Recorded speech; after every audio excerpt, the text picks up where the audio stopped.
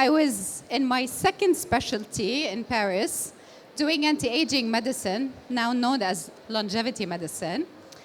And one photo shook me to the core. Thank you. It was a study, identical twins. They live in the same neighborhood. They have the same socioeconomic status, same genes. One smoked, the other didn't. And it was that moment where 1 week later, I quit cold turkey. You know what's crazy? My dad passed away from lung cancer, and I didn't quit.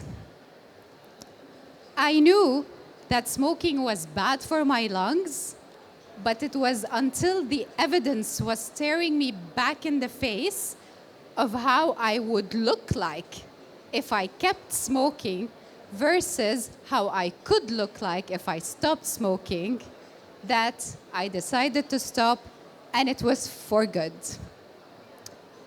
And for those who don't know me, I'm Dr. Cherine Bazzane.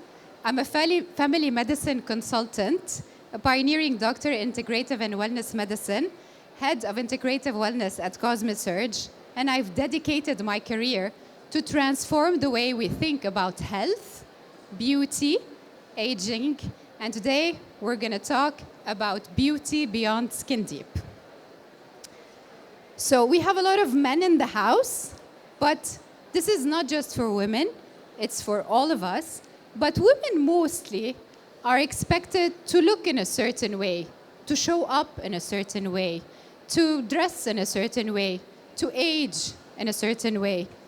And in our culture specifically, this is a huge demand. And we always think about our beauty as our asset. It's kind of a twist, a force, a gift, a power, right? And it gives us our confidence. It gives us our magnetism, our charisma. But when we speak about beauty from the inside, it doesn't have the same impact, does it? So if we want to define beauty, is it actually the golden ratio of Da Vinci, where you know these scores, if you have the symmetry of the face and all of that? Is it not more about the charisma one has? Is it not more about how we show up with confidence, how we light the room with our magnetism? So a beautiful woman isn't a woman who has a certain dark or blonde hair or a certain symmetry in her face. It's how she shows up and lights the room with vitality, vibrancy, energy. And most of the women, or even I, when we look in the mirror, some days, most of the days, if we're moms or tired or haven't slept well, we look and our insecurities are staring back at us. My skin looks damp. I'm so tired. I look tired. Look at the words we use. I haven't slept well. Of course, if you're feeling bloated, you're probably not going to feel well, and therefore, you're probably not going to look well. If you haven't slept, you're going to probably be waking up with puffy eyes or hollow eyes or dark circles and a pale skin. I get very pale when I don't sleep. And if you're struggling with hair loss, with water retention, with perimenopause, with hormonal imbalance, then you're probably not going to feel well, and it's going to be reflected on your skin as well. But what actually dictates how we look and how we feel? Is it a cosmetic issue? Is it a skin issue? It's a biological issue. So this is not about how we just look on the outside. This is not about just a serum or a cream or a skincare routine. It's more about how our gut is actually absorbing the nutrients that we need to refill our hair, our nails, our skin, If we have leaky gut, for example, then we're going to probably have chronic inflammation, we're probably going to bloat, we're probably going to feel unwell, to be constipated, and we're not going to look well. If we're not sleeping well, then we're also going to have damp skin. And if we have stress, then this is where the havoc will happen. So it's not really about what's on the outside, because we usually tend to go for quick fixes. We tend to usually run for the first serum or ask about that Botox or maybe check that skin booster. Or I like the salmon DNA thing, maybe it can help.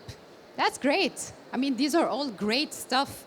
But if I don't look at what's inside, and when I mean about what's inside, it's what's going on a cellular level. What's going on inside my gut? Is my gut really absorbing what I need? Do I have a good balance of the good bacteria versus the bad bacteria in my gut? For those who are not familiar with gut health, it's the trillions of bacteria that inhabit our digestive tract, that dictates our immunity, that dictate also our hormone balance and our allergies and many, many other things. Even there is a gut-brain axis. There is also a gut-skin axis. This is all science, right? So skin, actually gut, is your second skin. And this is also science. It's so interesting. Skin is our biggest organ. Did you know that? It's our biggest organ. And it's the most sensitive organ we have. It's the most organ that tells our story. If you know that a woman isn't feeling well, and if you're a practitioner, you can probably guess by her skin what's wrong. If she has rosacea, if she has eczema, if she has allergy, if she has any patchy lesions, if she's itching, you probably want to look into the gut. Also, there is a brain-body connection. Someone who isn't feeling well, someone who is stressed, someone who has anxiety, someone who has excessive worry, we're probably going to have their cortisol levels high. It will completely disrupt their hormones. A woman going into perimenopause, her estrogen receptors are not receiving the right kind of activation. We have estrogen receptors everywhere, on our skin, in our brain. She's going to feel foggy. She's not going to feel well. Probably she's not going to look well that day. She's going to be very moody. Moody doesn't feel well, doesn't look well. And if our hormonal balance isn't well, then we're going to probably also have some insulin resistance, probably retain some weight around the corner, around the waist. We're going to retain fat. We're going to be bloated, and we're going to do water retention. All of it a recipe for not feeling well and not even looking well. Because the silhouette is also part of how we feel and how we look and how fit we feel and how we show up, how we dress. There's a lot of stigma about aging, right? And in a way, there's an ageism factor in our culture where we're too afraid that we want to fight this. But did you know that biological age is completely different than chronological age? Chronological age is the age on your passport, your ID, but biological age is your real age. It's how old is your cell really? And we measure that by DNA methylation, by telomeres, and we know that it is accumulation of the toxicity with the time that has passed. And if you have a biological age that's younger than your chronological age, congratulations, you have a great youth capital. But if your biological age is higher than your chronological age, then you're a fast ager. And this is where the problem lies. It's not aging, it's aging prematurely. What's great is now we can control that. So women, they're often sold quick fixes. Botox, serums, fillers, skincares, surgeries. A facelift can only last 10 to 15 years. That's a great one. Deep lane, all of that. We love it. I'm not saying otherwise. Botox is great for those who like it, those who resonate with it. But it will only last when you are actively doing the cosmetic procedure.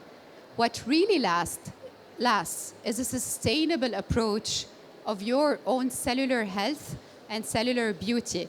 And this is something, if you invest in and if you put in place, it's going to be there for as long as you are living. Now, there's a change in how we approach beauty. There's a change in how we approach health. It's about discovering your own imprint, what your body needs, what your cell needs. This is about advanced diagnostics, knowing what your gut microbiome is, what your genetic imprint is. Like genetically speaking, your skin, is it prone to pigmentation? Is it prone to low elasticity? Is it prone to acne? Is it prone to UV damage? Is it prone to poor DNA repair? If you don't sleep well and you have any of these weaknesses, you're probably not going to produce the cortisol, the collagen necessary for you to have a beautiful, pumped, and glowy skin. And if you look here, this is one of the DNA tests that we do at the clinic that reveal what's the imprint or the blueprint of your innate genetics. We also have an idea about your skin elasticity and many other factors. This is just one example of one test of the skin. But there are so many deeper tests that one can do to discover their actual hormonal cycle, their imbalances, their innate biomarkers, their epigenetic profile, how stress is impacting their genome and their epigenome. Am I speaking too much medical jargon? This is clear. Great. So, the thing about doing all of these tests, because they're so new age, right, is about knowing which tests or which approach are good for you so that you're able to have the good time, resources, know how you should manage what you choose and what's the personalized protocol that's designed for you that will give you minimum effort and maximum efficiency for you to get the result. So everyone can tell you stop smoking, eat well, avoid processed food, bad habits, bad people, toxic relationships. It's all about feeling well and being well and looking well. If your energy is drained with intimate relationships, with business relationships, you're probably not going to look at your best. You're going to be completely drained, and therefore, it will manifest on your biology. There's no separation of the body-mind relationship. This is science. It's not like beauty from the inside and I want to be a good person and do charity for the world. That's great, but this is science, right? So this is the new era. The new era is about cutting-edge tests, diagnostic tests, genetic tests, epigenetic tests, advanced biomarkers, your own genetic and microbiome analysis. This is very important. And choosing which supplements, which nutrition, which techniques, which treatments are worth investing in. Your time first, honestly, your time first. I mean, disposable income, we can gather some and then, but my time, right? If I want to drive somewhere and do a treatment, it should be worth my while. And if I'm doing this and I'm offering this for my beauty, for my wellness, I want to know that it's giving me results. And the only way I can guarantee this is if I trust a provider who's going to give me scientific evidence-based methodology with a precise, personalized, tailored treatments that are designed for my unique biology, my lifestyle, my time, and my resources, with a minimal effort and with a maximum outcome. Because there are so many regenerative treatments right now, and they're booming. It's not like, they're even getting bigger and bigger. Every day I have someone call me, Dr. Cherine, we have a new machine, you should try this is a new test. And just to choose what we should offer and not dilute and not just, be lost in translation of that. So ultimately, how you can do this fastest is choosing your wellness partner. And we're not talking anymore about an age where you show up at the doctor's office and, hey, doctor, I have acne. Can you give me a pill? I mean, that's great. I just saw a joke this morning. My team sent it to me. It goes like, well, your diet is causing you the skin problem. And then the patient goes like, I should change my diet. No, take this pill. So, no. Change your diet. Change your lifestyle, know what's good for you, pick a great wellness partner to become agent of your own health. The wellness partner should only be there to guide you in turns, right? In disalignments, in imbalances, bring you back, give you the roadmap, and you'll be the one doing the driving. And so perhaps this is my message for you today. One, make sure that you know your body, because no one will know your body better than you. Even if you don't do the tests, you will know your body. Track your symptoms, track your skin, track your hair, look at your nails, look at your poop. Probably know what your supplements are, what's good for you, what's not, and invest in doing daily efforts consistently, sustainably. Perhaps use some good skincare, I'm not saying otherwise. Do some treatment, of course, why not? But start with the real stuff. What's good for your cells, what's good for your biology, what's good for your own imprints and for your genome. Thank you for listening, and I'm very happy to take your questions.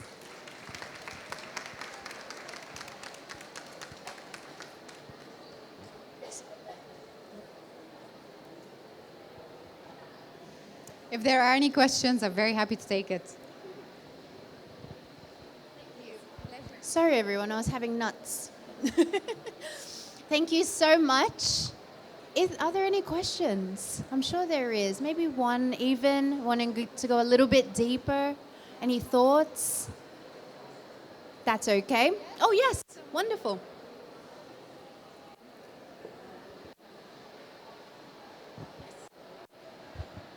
So, when